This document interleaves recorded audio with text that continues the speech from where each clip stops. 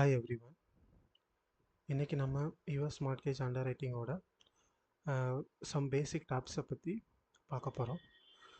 So first of all நம்ம underwriting பற்றி தெரிஞ்சுக்கிறதுக்கு முன்னாடி அதனோட பேசிக் ஐடியாஸ் அண்டு அதோட ஃபங்க்ஷனிங், அப்புறம் கைட்லைன்ஸ், ஸோ இதெல்லாம் நம்ம பார்த்துக்கிட்டு ஸோ அதுக்கப்புறம் நம்ம ஃபோர்ஸஸ் ஆஃப் அண்டர் ரைட்டிங்குள்ளே போனோன்னா நமக்கு இன்கேஸ் ஃப்யூச்சரில் எதனாச்சும் லைக் அந்த ஃபோர்ஸஸில் டவுட் வந்ததுன்னா நமக்கு இது மூலமாக clarify ஆகிக்கிறோம்.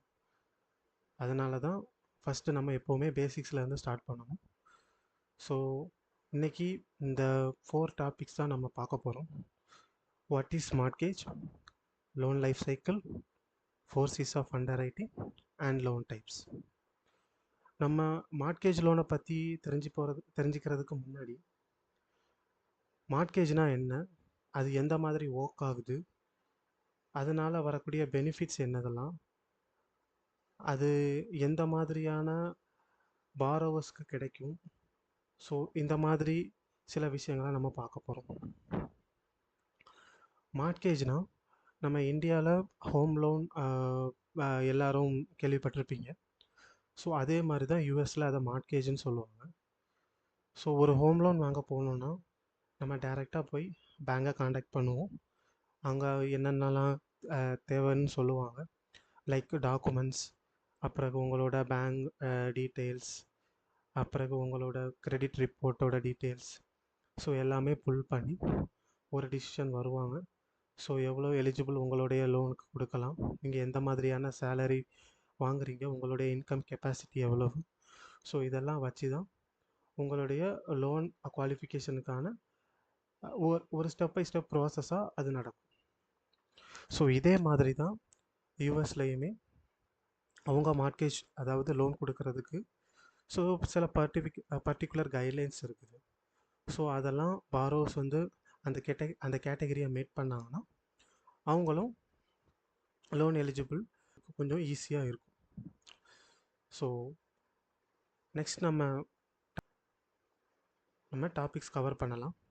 Okay, next what is mortgage. மார்ட்கேஜ்னால் என்னது?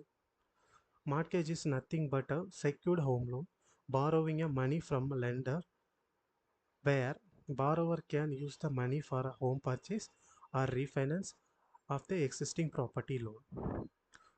அதுதான் நான் முன்னாடி சொன்னது மாதிரி தான் மார்ட்கேஜ் வந்து ஒரு secured home loan. Borrower borrowing a money from the lender.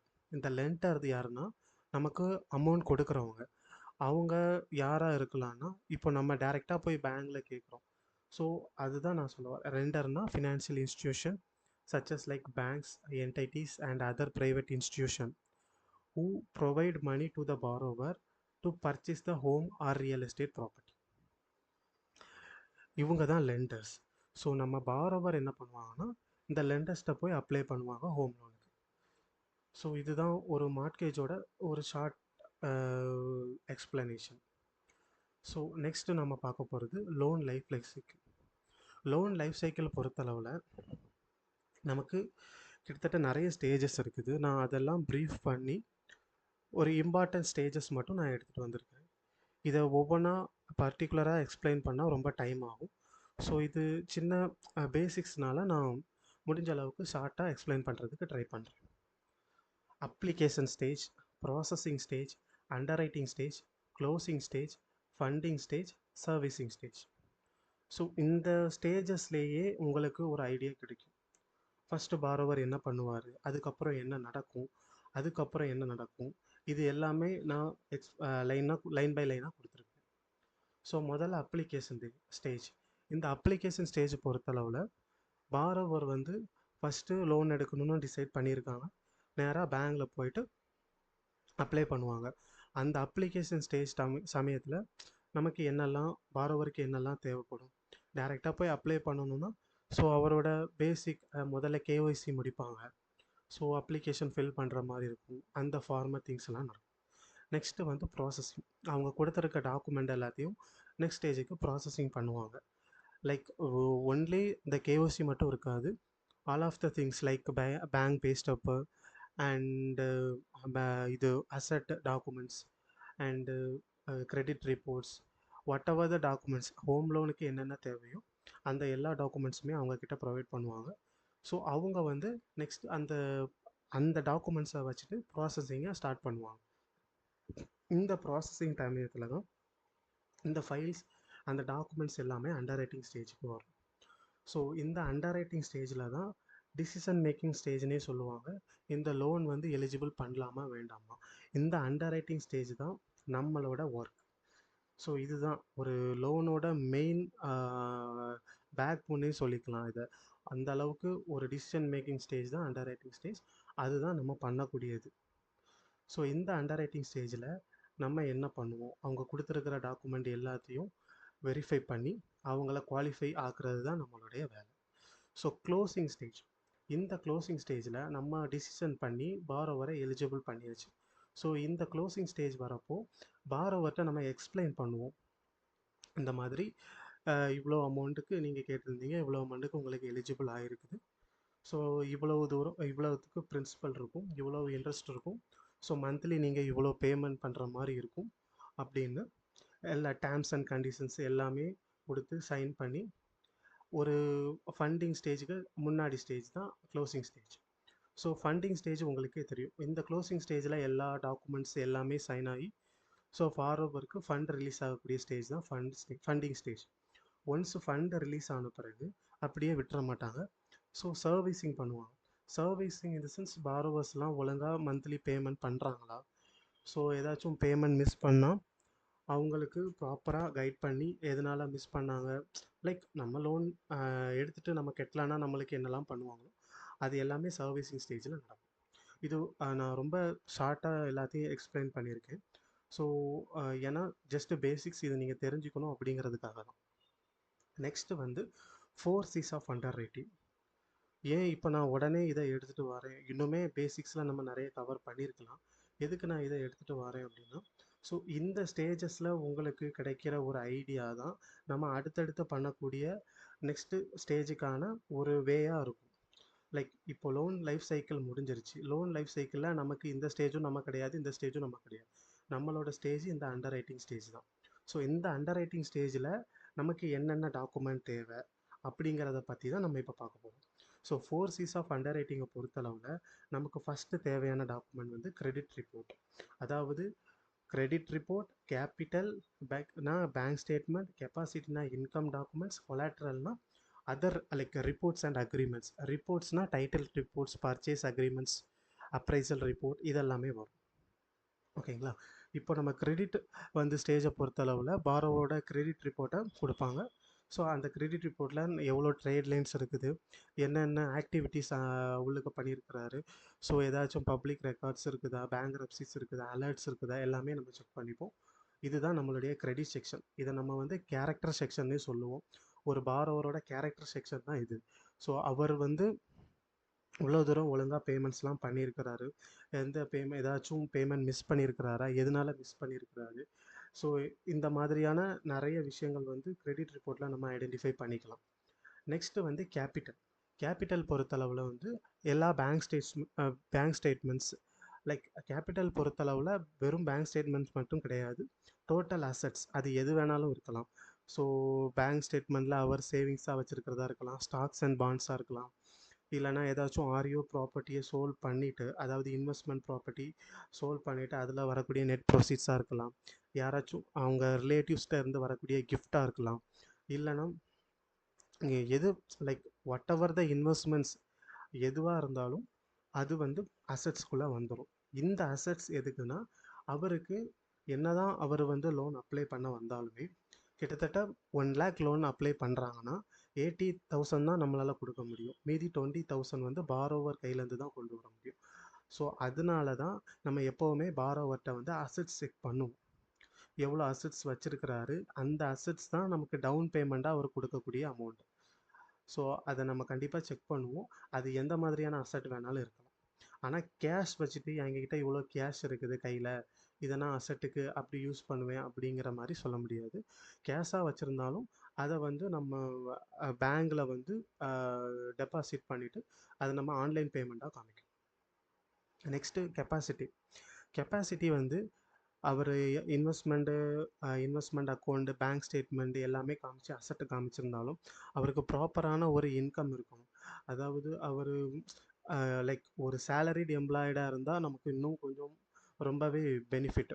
ஏன்னா அவர் கிட்டத்தட்ட கண்டினியூஸாக 4 years 5 years like 10 years 20 years same like ஒரு சேலரிட் பர்சனாக கண்டிப்பாக அவங்க கண்டினியூஸாக வேலைக்கு போகிற மாதிரி தான் இருக்கும். அது வந்து ரொம்பவே ஒரு சேலரிட் பர்சனுக்கு அப்போ அவங்களுக்கு லோன் கொடுக்கறதுக்கு ரொம்பவே ஈஸியாக இருக்கும். மந்த்லி மந்த்லி அவங்களுக்கு சேலரி கிடைக்கும். அதுதான் அதனோட மெயின் கான்செப்ட்டு. அவங்க அதை வச்சு நமக்கு பே பண்ணுவாங்க. ஸோ வெறும் சேலரின்னு மட்டும்தான் கேட்டிங்கன்னா கிடையாது, நிறையவே இருக்குது. சேலரிட் இருக்குது, செல்ஃப் எம்ப்ளாய்மெண்ட் இருக்குது.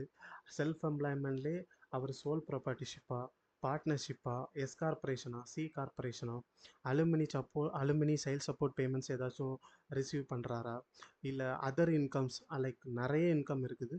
நம்ம எல்லாமே அது வரக்கூடிய இன்கம் செக்ஷனில் கவர் பண்ணுவோம். ஸோ கெப்பாசிட்டியை பொறுத்தவரோட பாரோவோட ஏர்னிங் ஸ்டேட்டஸ், அவர் எந்த மாதிரியாக ஏர்ன் பண்ணுறாரு, அவருடைய இன்கம் எவ்வளோ தூரம் நல்லா இருக்குது, அவர் அந்த இன்கமில் எவ்வளோ அமௌண்ட் வந்து ஆப்ளிகேட் பண்ணுறாரு, அது எல்லாமே நம்ம பார்த்துக்கலாம்.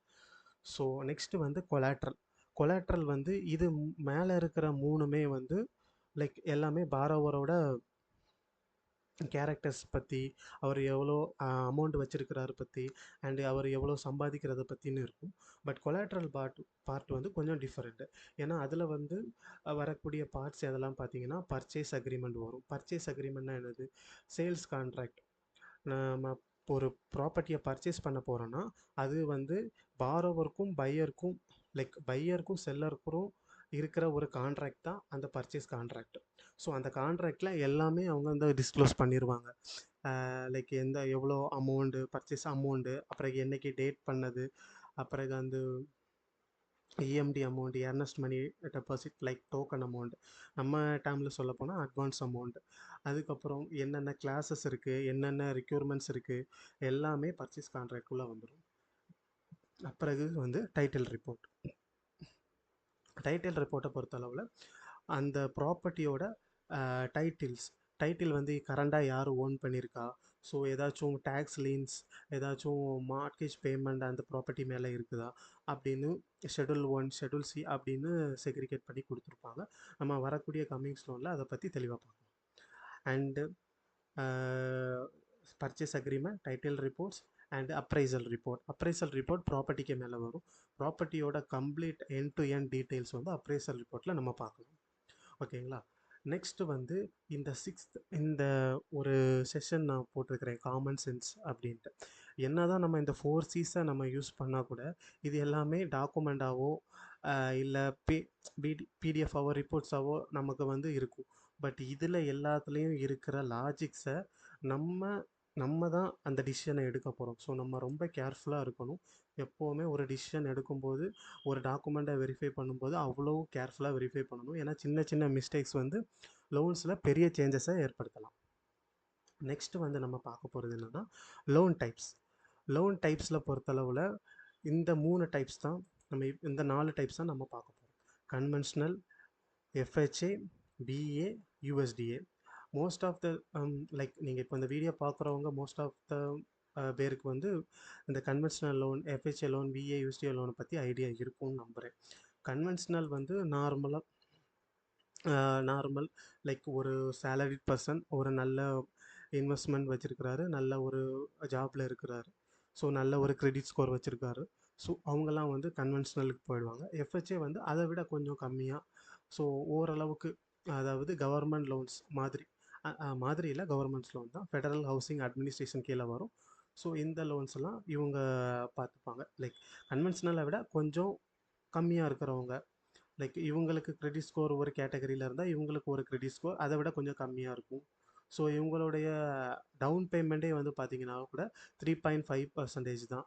இவங்களுக்கு வந்து 20% கொடுக்கணும். பட் இவங்களுக்கு அவ்வளோ பர்சன்டேஜ் கொடுக்க வேணாம், 3.5%. அதாவது 1 லேக் ஒரு ப்ராப்பர்ட்டியோட வேல்யூ இருந்ததுன்னா அவங்க ப்ராப்பர்ட்டி வேல்யூ இந்த லோன் அமௌண்ட் இருந்ததுன்னா, ஸோ அதில் வந்து பேங்க் சைடில் கன்வென்ஷனல் லோனுக்கு 80,000 தான் கொடுப்பாங்க. பட் எஃப்ஹெச்ஏக்கு வந்து 97.5%, அதாவது 97,500 வரைக்கும் கொடுப்பாங்க. பாரோவர் வந்து ஒன்லி ஒரு 3.5% மட்டும் அவர் கையிலேருந்து கொண்டு வந்தால் போதும். அதுதான் எஃப்ஹெச்ஏ வரும். ஸோ விஏ வந்து விரட்டன் அஃபேர்ஸ், அந்த ஆர்மி பீப்புளுக்கு கொடுக்கக்கூடிய லோன். யூஎஸ்டிஏ வந்து அக்ரிகல்ச்சர் பேஸ்ட் பண்ணி வரக்கூடிய லோன். அக்ரிகல்ச்சர் ஸோ பண்ணுறவங்க வந்து இந்த கேட்டகரியில் வருவாங்க. ஸோ இதுதான் வந்து நம்ம ஒரு சின்ன short explanation of mortgage, loan life cycle, 4 C's of underwriting and loan types. So இதை பற்றி நம்ம இன்னும் ப்ரீஃபாக இன்னும் டீட்டெயில்டாக நம்ம தெரிஞ்சுக்கலாம் கம்மிங் செஷன்ஸில். ஸோ இப்போதைக்கு இந்த வீடியோஸ் உங்களுக்கு யூஸ்ஃபுல்லாக இருக்கும்னு நினைக்கிறேன். ஸோ நம்ம இனி வரக்கூடிய நெக்ஸ்ட் வீடியோவில் இன்னும் கொஞ்சம் பேசிக்ஸை பற்றி நம்ம பார்க்கலாம். தேங்க்யூ.